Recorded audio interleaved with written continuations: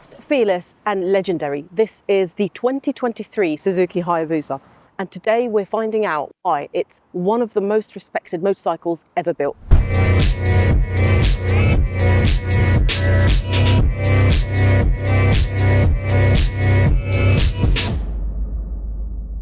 So here is an interesting fact about the Suzuki Hayabusa. The name Hayabusa in Japanese means the peregrine falcon, which eats the blackbird.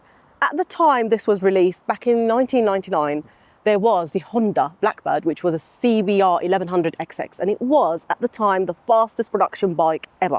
Now, Suzuki came up with the name Hayabusa to insinuate or to suggest that the Hayabusa will eat the Blackbird, and it did, and this became the fastest bike ever produced up until 2015, when Kawasaki brought out the Ninja H2. Starting off with the engine specs, it's a 1340cc with 197 brake horsepower and 155 Newton meter of torque. It weighs 266 kgs and it has a wheelbase of 1480 millimeters, a 21 litre fuel tank, and it's got a seat height of 805 millimeters.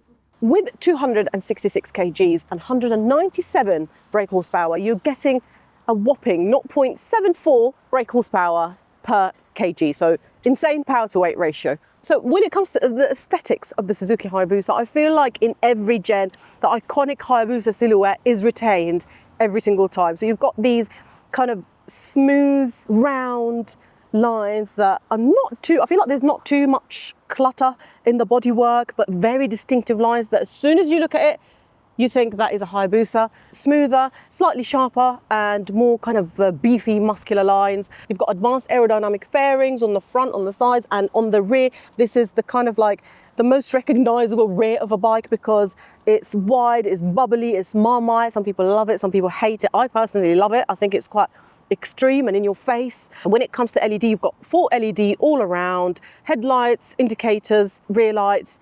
On the Gen 3, the tank has been sculpted a bit more than the older Gen. You've got these lines that kind of carve out the tank so that you fit better on it with your legs.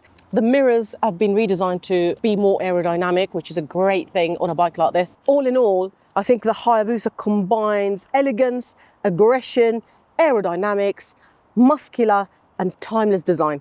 It is absolutely beautiful in my eyes. I think when a bike becomes so recognizable, you know the manufacturer has done a good job on the aesthetics because you look at it, you know exactly what it is. Let's talk about the ergonomics of the Hayabusa because it's not really a usual setup when it comes to a super sport, a hyper sport. It's a very long bike, it's bulky, it's built for speed. So what are the ergonomics like? Well, firstly, an accessible seat height considering the size of the engine as a 5'4" with 28 inside leg. I think it's quite accessible and comfortable. I'm not struggling to put my feet down at all. A forward lean but moderately positioned, so there's not too much strain on your wrists. It's not as aggressive as similar size bikes like Lita Super Sports. There's so many super sports out there that are much more aggressive and extreme in their riding position.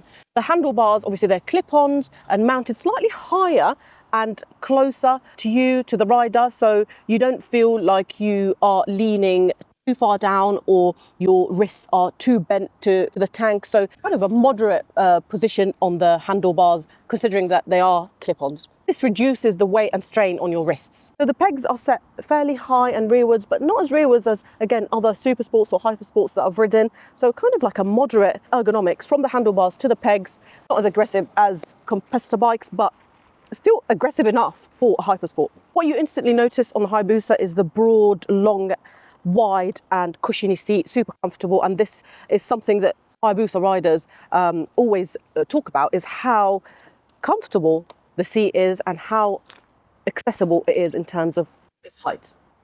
When it comes to the suspension setup on this beast, the front suspension is a 43mm inverted fork from KYB, fully adjustable, and you've got a KYB monoshock on the rear as well, fully adjustable.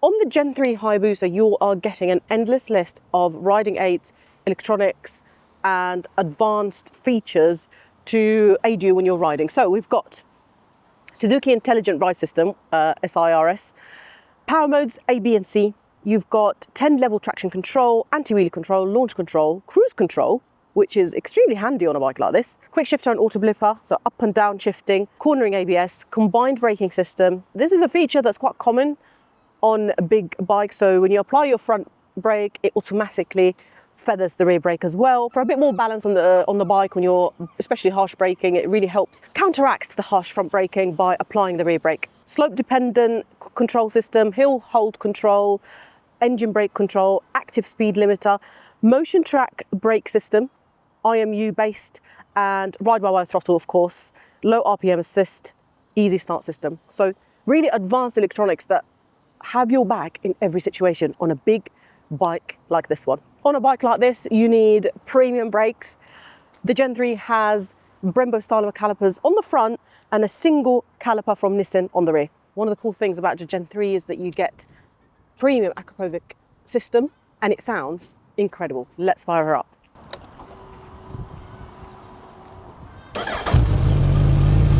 Nice, smooth.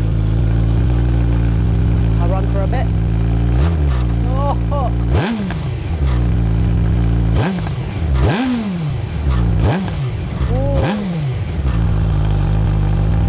Nicer than what I expected.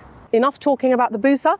Let's get our gear on and let's ride the Hayabusa for the first time ever. Ooh, nice quick shifter. Very smooth. Very nice. Woo! Absolute beast. The Hayabusa 1300cc Gen 3 1340cc 19 odd.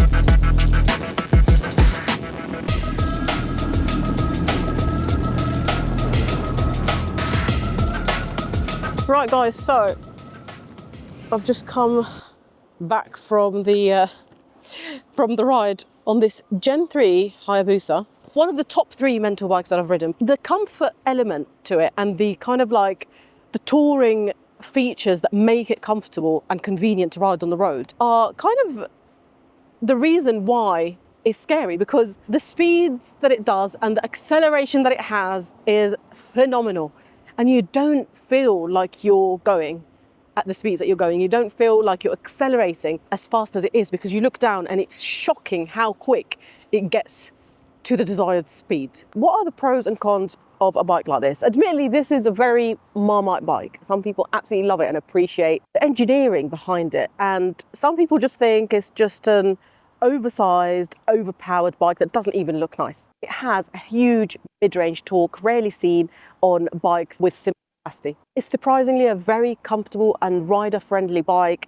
Despite the engine size, despite how fast it is, it's actually very usable, very comfortable, and very rider-focused. The electronics package on the Gen 3 is outstanding, and the bike has premium parts all around, premium suspension, premium brakes. I think one of the most unique things about the Hayabusa is how iconic it is, and there's not really many manufacturers that make a bike that does what the Hayabusa does. You know, when you look at the type of bike that it is, it ticks a few boxes actually. It's a hyper bike. can classify it as a sport bike because it is very much sporty in the way it delivers power and in the way that you are riding and in the way that it performs. You can classify it as a sports tourer as well because of its comfort elements, because of its larger tank, 21-litre tank.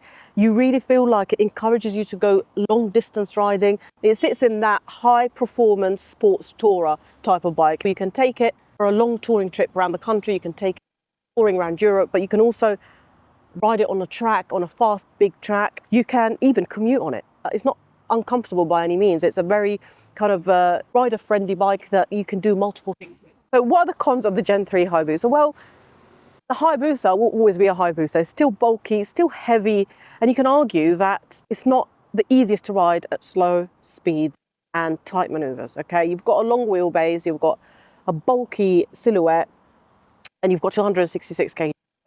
It's not the lightest, not the most nimble, which takes me to the next point. It is not the most agile round corners, okay? And it's never going to be as agile as, say, an RSV 1100 or a BMW S1000RR. It's another class of bike that almost feels like it's designed for a drag race, designed for a straight line. The ergonomics really kind of make sense when it comes to high speed riding, okay? Straight line riding, you've got this really massive double bubble.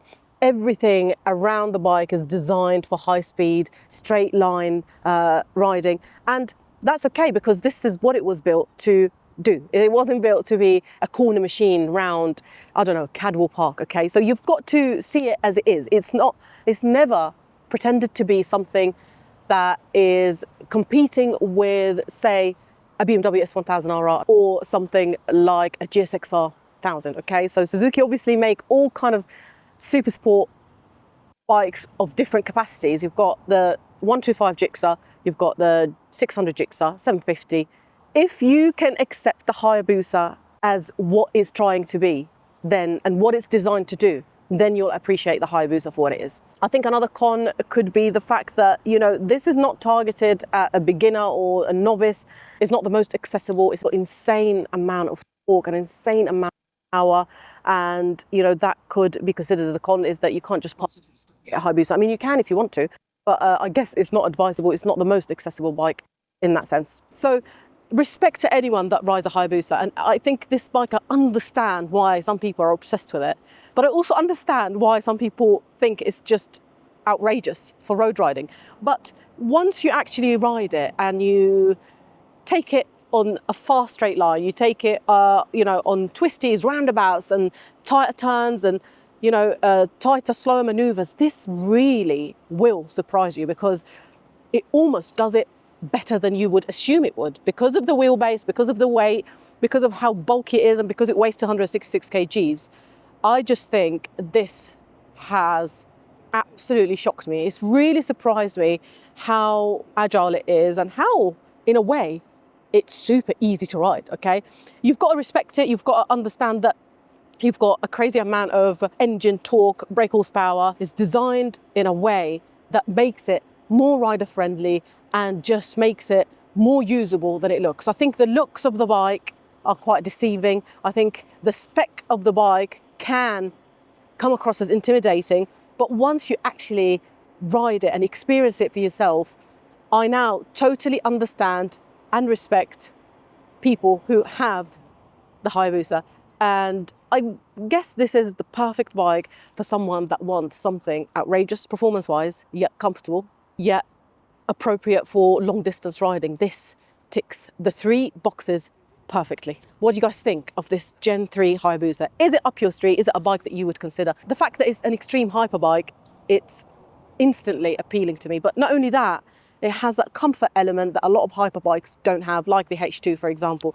This Gen 3 Hayabusa really does combine the performance element, the comfort element, premium parts, and advanced electronic, making it one of the most insane road bikes ever made. Until next time, see you guys in the next video. Because the peregrine falcon, the Hayabusa, eats the blackbird. Okay, that just sounded like I'm a teacher teaching or someone. When it comes to suspension setup on this beast. Okay, we'll do it again. We'll do it again. Sorry. So I'm not a psycho. Yeah. Woohoo! Woohoo! Yes! So maybe we'll go around and say that on the other wheel, or We are on it today, man. On it like a bonnet. Woohoo! You ready for a blast? Never seen a taxi with a bloody camera like that.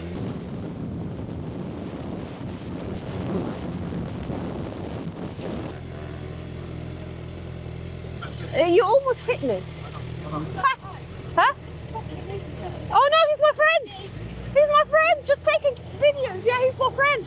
You've got advanced aerodynamics. You've got advanced aerodynamic fairings on the front, on the sides, and on the rear. On this. Until the next video. See you guys. And until next time. See you guys in the next video. Okay.